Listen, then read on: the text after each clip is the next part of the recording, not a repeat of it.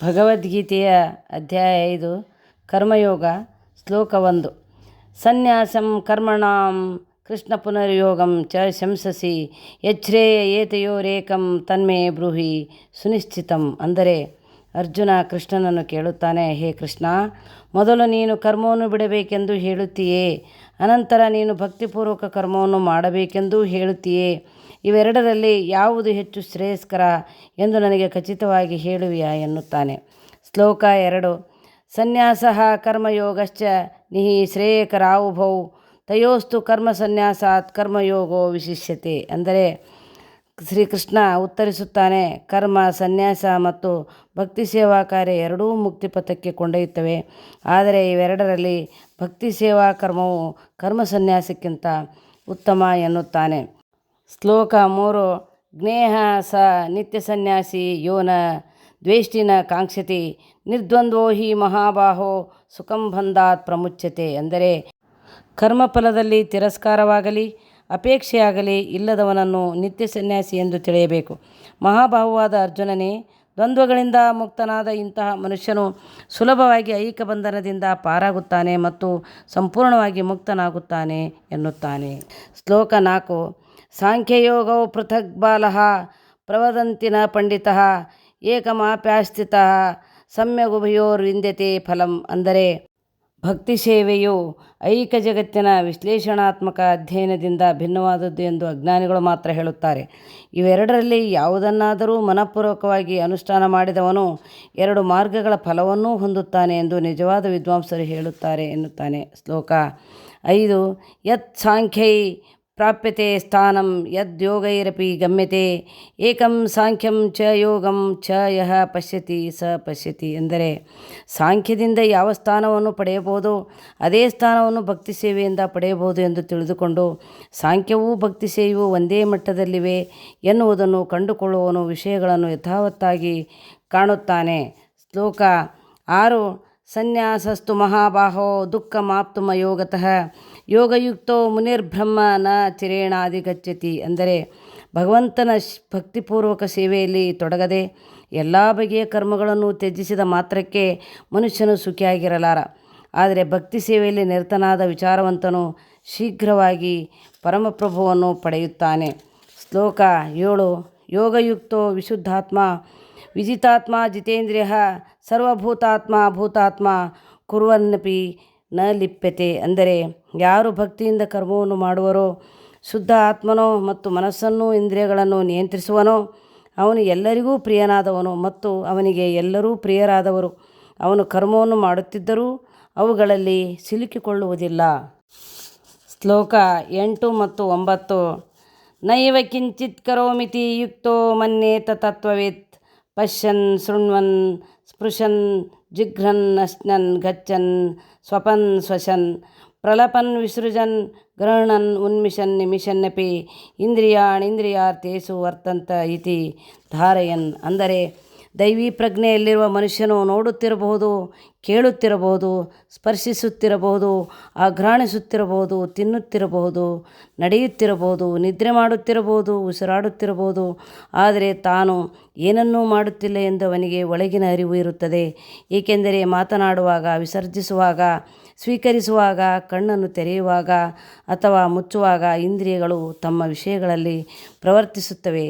ತಾನು ಅವುಗಳಿಂದ ದೂರ ಇದ್ದೇನೆ ಎಂದು ಅವನಿಗೆ ತಿಳಿದಿರುತ್ತದೆ ಎನ್ನುತ್ತಾನೆ. ಶ್ಲೋಕ 10 ಬ್ರಹ್ಮಣಾಧ್ಯಾಯ ಕರ್ಮಾಣಿ ಸಂಗಂ ತ್ಯಕ್ತ್ವಾ ಕರೋತಿ ಯಃ ಲಿಪ್ಯತೆ ನ ಸ ಪಾಪೇನ ಪದ್ಮಪತ್ರಮಿವಾಂಭಸ. ಅಂದರೆ ಫಲಗಳನ್ನು ಭಗವಂತನಿಗೆ ಅರ್ಪಿಸಿ ಯಾರು ನಿರ್ಲಿಪ್ತನಾಗಿ ಕರ್ತವ್ಯಗಳನ್ನು ಮಾಡುವನೋ ಆತನಿಗೆ ತಾವರೆ ಎಲೆಗೆ ಹೇಗೆ ನೀರಿನ ಲೇಪವಿಲ್ಲವೋ ಹಾಗೆ ಪಾಪದ ಲೇಪವಿಲ್ಲ ಎನ್ನುತ್ತಾನೆ.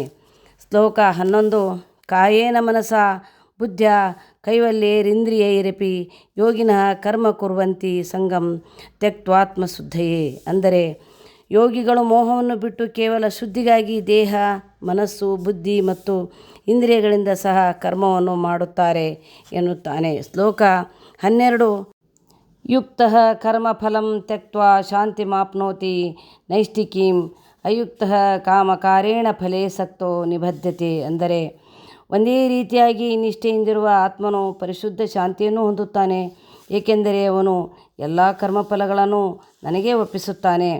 ದೈವಯುಕ್ತನಲ್ಲದವನು ಕರ್ಮಫಲಕ್ಕಾಗಿ ಆಸೆಪಡುವುದರಿಂದ ತೊಡಕಿನಲ್ಲಿ ಸಿಕ್ಕಿಕೊಳ್ಳುತ್ತಾನೆ ಎನ್ನುತ್ತಾನೆ.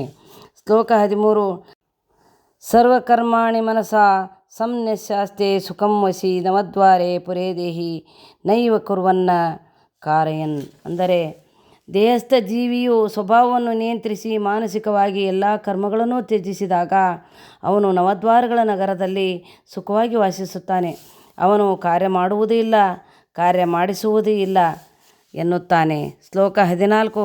ನ ಕರ್ತೃತ್ವಂ ನ ಕರ್ಮಾಣಿ ಲೋಕಸ್ಯ ಸೃಜತಿ ಪ್ರಭು ನ ಕರ್ಮಫಲ ಸಂಯೋಗಂ ಸ್ವಭಾವಸ್ತು ಪ್ರವರ್ತತೆ. ಅಂದರೆ ತನ್ನ ದೇಹವೆಂಬ ನಗರದ ಒಡೆಯನಾದ ದೇಹಸ್ಥ ಆತ್ಮನು ಕರ್ಮಗಳನ್ನು ಸೃಷ್ಟಿಸುವುದಿಲ್ಲ, ಜನರಿಗೆ ಕರ್ಮ ಮಾಡುವಂತೆ ಮನವೊಲಿಸುವುದೂ ಇಲ್ಲ ಮತ್ತು ಕರ್ಮಫಲವನ್ನು ಸೃಷ್ಟಿಸುವುದಿಲ್ಲ.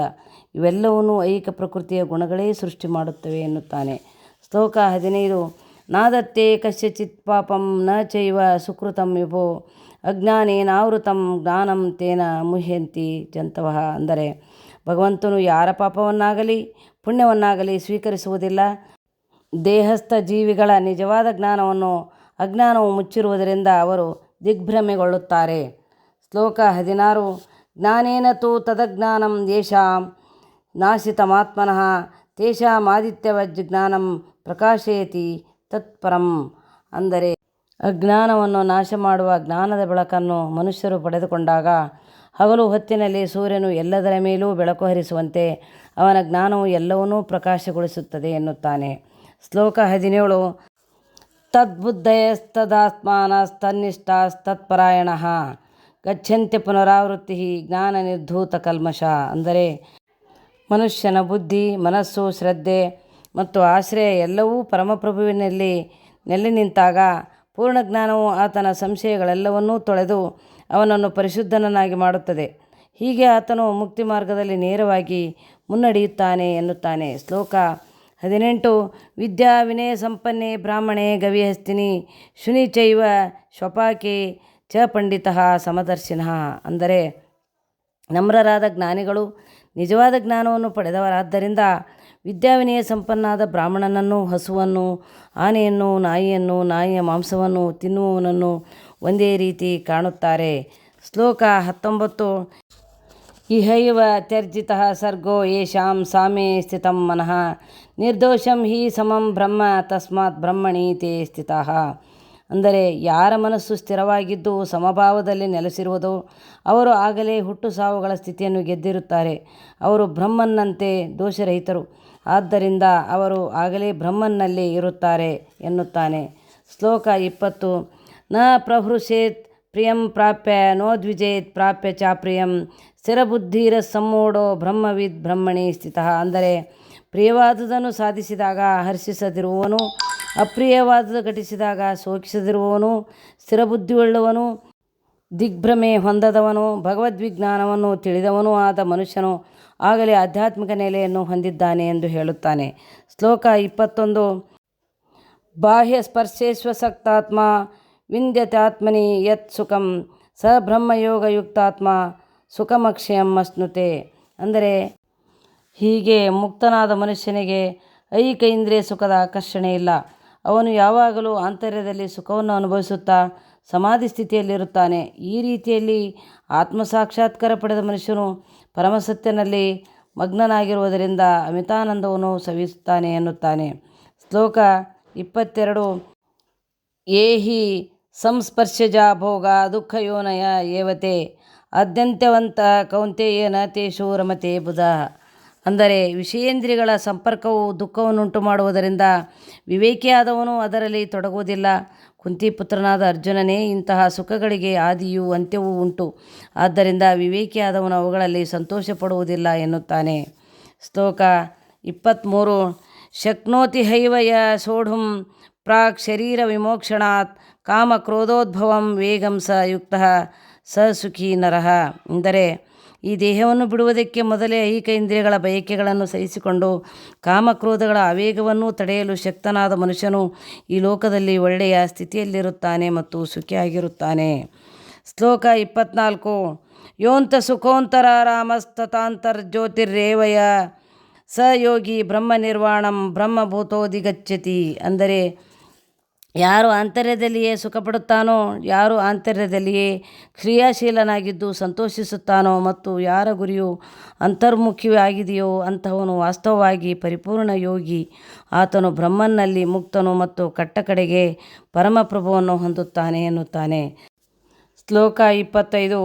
ಲಭಂತೆ ಬ್ರಹ್ಮ ನಿರ್ವಾಣಂ ಋಷಯ ಕ್ಷೀಣ ಕಲ್ಮಷಃ ಛಿನ್ನದ್ವೈತ ಯದಾತ್ಮಾನಃ ಸರ್ವಭೂತಹಿತೇ ರತ. ಅಂದರೆ ಯಾರು ಸಂದೇಹಗಳಿಂದ ಉದ್ಭವವಾಗುವ ದ್ವಂದ್ವಗಳನ್ನು ಮೀರಿರುವರೋ, ಅಂತರಂಗದಲ್ಲಿ ಮನಸ್ಸನ್ನು ತೊಡಗಿಸಿರುತ್ತಾರೋ, ಎಲ್ಲ ಜೀವಿಗಳ ಹಿತಕ್ಕಾಗಿ ಸದಾ ಶ್ರಮಿಸುವರೋ ಮತ್ತು ಎಲ್ಲ ಪಾಪಗಳಿಂದ ಮುಕ್ತರಾಗಿರುವರೋ ಅವರು ಬ್ರಹ್ಮ ನಿರ್ವಾಣವನ್ನು ಪಡೆಯುತ್ತಾರೆ ಎನ್ನುತ್ತಾನೆ. ಶ್ಲೋಕ 26. ಕಾಮಕ್ರೋಧ ವಿಮುಕ್ತಾನಾಂ ಯತೀನಾಂ ಯತಚೇತಸಾಂ ಅಭಿತೋ ಬ್ರಹ್ಮ ನಿರ್ವಾಣಂ ವರ್ತತೆ ವಿದಿತಾತ್ಮನಾಂ. ಅಂದರೆ ಕಾಮಕ್ರೋಧಗಳಿಂದ ಬಿಡುಗಡೆ ಹೊಂದಿದವರು, ಆತ್ಮಸಾಕ್ಷಾತ್ಕಾರವನ್ನು ಪಡೆದವರು, ಸ್ವಯಂ ಶಿಸ್ತಿರುವವರು ಮತ್ತು ನಿರಂತರವಾಗಿ ಪರಿಪೂರ್ಣತೆಗಾಗಿ ಶ್ರಮಿಸುತ್ತಿರುವವರು ಆದವರಿಗೆ ಶೀಘ್ರವಾಗಿ ಬ್ರಹ್ಮ ನಿರ್ವಾಣವು ದೊರೆಯುವುದು ಖಂಡಿತ. ಶ್ಲೋಕ 27 ಮತ್ತು 28. ಸ್ಪರ್ಶಾನ್ ಕೃತ್ವಾ ಬಹಿರ್ಭಾಯಾಂಶ ಚಕ್ಷುಚೇವಾಂತರೇ ಭ್ರೋಃ ಪ್ರಾಣಾಪಾನೌ ಸಮೋ ಕೃತ್ವಾ ನಾಸಾಭ್ಯಂತರ ಚಾರಿಣೌ ಯತೇಂದ್ರಿಯ ಮನೋಬುದ್ಧಿರ್ಮುನಿರ್ಮೋಕ್ಷಪರಾಯಣಃ ವಿಗತೇಚ್ಛಾಯ ಭಯಕ್ರೋಧೋ ಯಃ ಸದಾ ಮುಕ್ತ ಏವ ಸಃ. ಅಂದರೆ ಆಧ್ಯಾತ್ಮವಾದಿಯು ಹೊರಗಿರುವ ಇಂದ್ರಿಯ ವಿಷಯಗಳನ್ನು ದೂರ ಮಾಡಿ ಕಣ್ಣುಗಳನ್ನು, ದೃಷ್ಟಿಯನ್ನು ಎರಡು ಹುಬ್ಬುಗಳ ನಡುವೆ ಕೇಂದ್ರೀಕರಿಸಿ ಶ್ವಾಸೋಚ್ಛ್ವಾಸಗಳನ್ನು ಮೂಗಿನ ಹೊಳ್ಳೆಗಳಲ್ಲಿ ನಿಲ್ಲಿಸಿ ಆ ಮೂಲಕ ಮನಸ್ಸನ್ನು, ಇಂದ್ರಿಯಗಳನ್ನು, ಬುದ್ಧಿಯನ್ನು ನಿಯಂತ್ರಿಸಿ ಮೋಕ್ಷವನ್ನೇ ಗುರಿಯನ್ನಾಗಿ ಮಾಡಿಕೊಂಡಿರುತ್ತಾನೆ. ಇಂತಹ ಅಧ್ಯಾತ್ಮವಾದಿಯು ಆಸೆ, ಭಯ ಮತ್ತು ಕ್ರೋಧಗಳಿಂದ ಮುಕ್ತನಾಗುತ್ತಾನೆ. ಸದಾ ಈ ಸ್ಥಿತಿಯಲ್ಲಿರುವವನು ನಿಶ್ಚಯವಾಗಿಯೂ ಮುಕ್ತನಾದವನು ಎನ್ನುತ್ತಾನೆ. ಶ್ಲೋಕ 29.